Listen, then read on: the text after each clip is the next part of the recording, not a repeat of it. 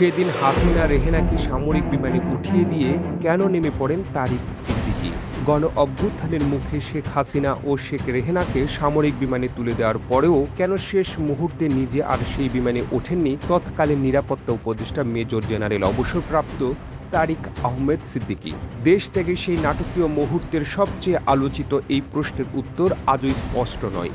সামরিক ও নিরাপত্তা সূত্রের তথ্য বলছে, পরিবারের সদস্যদের ভারতে পাঠিয়ে দিয়ে তিনি দেশে থেকে যান এবং পরদিন ভিন্ন পথে দেশ ছাড়েন। তবে কেন এমন সিদ্ধান্ত নিয়েছিলেন সে বিষয়ে এখনও কোনো আনুষ্ঠানিক ব্যাখ্যা মেলেনি। সংশ্লিষ্টরা বলছেন, অভ্যুত্থানের চূড়ান্ত পর্বে ৩৬শে জুলাইয়ের দিন যখন হাজারো ছাত্র জনতার রক্তে রঞ্জিত রাজপথ, তখন ভর দুপুরে দেশের আকাশসীমা ছাড়ছেন শেখ হাসিনা।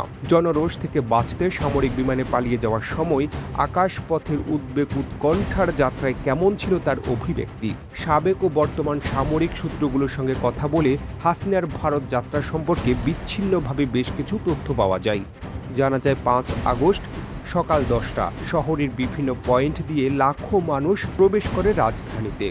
এক পর্যায়ে পুলিশের গুলি উপেক্ষা করে গণভবনের দিকে অগ্রসর হয় জনস্রোত।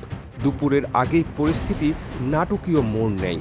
অবস্থা বেগতিক দেখে হাসিনাকে মাত্র ৩০ মিনিট সময় বেঁধে দিয়ে দ্রুত গণভবন ত্যাগের পরামর্শ দেওয়া হয়।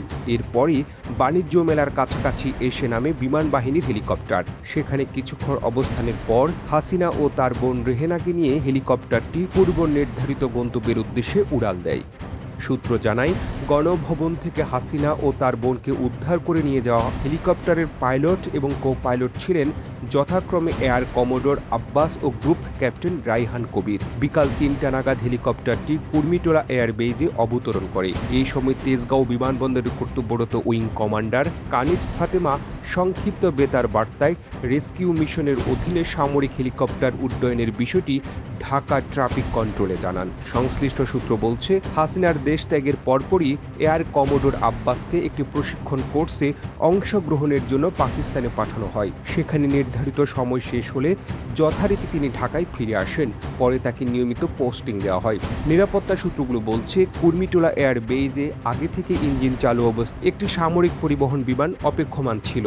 এই সময় বিমানের ভেতরে অবস্থান করছিলেন হাসিনার তৎকালীন নিরাপত্তা উপদেষ্টা ও ঘনিষ্ঠ আত্মীয় মেজর জেনারেল অবসরপ্রাপ্ত তারিক আহমেদ সিদ্দিকী, তার স্ত্রী শাহিন সিদ্দিকী, তাদের ২ কন্যা এবং জামাতা। অবতরণের পর হেলিকপ্টার থেকে নেমে শেখ হাসিনা উপস্থিত কয়েকজন কর্মকর্তার সঙ্গে কয়েক মিনিট কথা বলেন। তিনি আন্দোলনের সর্বশেষ পরিস্থিতি সম্পর্কে জানতে চান। এই সময় তাকে গণভবনমুখী জনস্রোত এবং গণ অভ্যুত্থান সম্পর্কে সংক্ষিপ্ত ধারণা দেওয়া হয়। ফলে দেশের মাটিতে দাঁড়িয়ে শেখ হাসিনা তার দীর্ঘ ১.৫ যুগেরও বেশি সৌর শাসন অবসানের খবর পেয়ে যান। তবে অন্য একটি সামরিক সূত্র বলছে, হাসিনার সঙ্গে পরিবারের সদস্যদের পাঠিয়ে দিলেও অজ্ঞাত কারণে তারিক সিদ্দিকী নিজে ওই বিমানে ওঠেননি। পরদিন গোপনে তিনি চট্টগ্রামে চলে যান। এক পর্যায়ে চট্টগ্রাম বন্দর দিয়ে নৌপথে দেশ ত্যাগ করেন। পরে ঘটনা জানাজানি হয়ে গেলে তারিক সিদ্দিকীকে দেশ ত্যাগে সহায়তার অভিযোগে চট্টগ্রাম বন্দর কর্তৃপক্ষের তৎকালীন চেয়ারম্যান রিয়ার অ্যাডমিরাল এম সোহাইলকে গ্রেফতার করা হয়।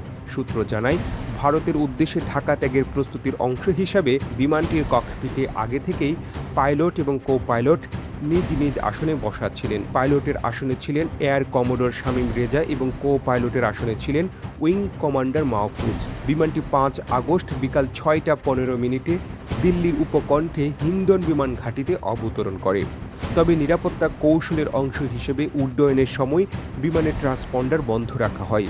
প্রচলিত রুট ব্যবহার না করে কিছুটা ঘুরে বিমানটি দিল্লির পথে যাত্রা করে। ফলে বাংলাদেশের সীমান্ত অতিক্রমের আগ পর্যন্ত বিমানটি রাডারে শনাক্ত হয়নি। ভারতের আকাশসীমায় প্রবেশের পর পাইলট কলকাতা বিমানবন্দরের এটিসি টাওয়ারের সঙ্গে যোগাযোগ করে। ভারতে অবতরণের পর দেশটির নিরাপত্তা উপদেষ্টা অজিত দোভাল সহ কয়েকজন সামরিক কর্মকর্তা শেখ হাসিনাকে অভ্যর্থনা জানান। প্রতিবেদনটি তৈরিতে তথ্য ও উপাত্তের সাহায্য নেওয়া হয়েছে জাতীয় গণমাধ্যম দৈনিক যুগান্তর থেকে। আর এতক্ষণ আপনারা সঙ্গে ছিলেন বিশ্ব বাংলার। এই ভিডিওটি আপনি বাংলাদেশের কোন জেলা থেকে দেখছেন আমাদের কমেন্ট করে জানিয়ে দিন। আমরা পরবর্তী ভিডিওতে আপনাকে ধন্যবাদ জানাতে ভুলব না। আরও ভিডিও দেখতে বিশ্ব বাংলার পেজটিকে লাইক করুন, কমেন্ট এবং শেয়ার দিয়ে সবাইকে দেখার সুযোগ করে দিন।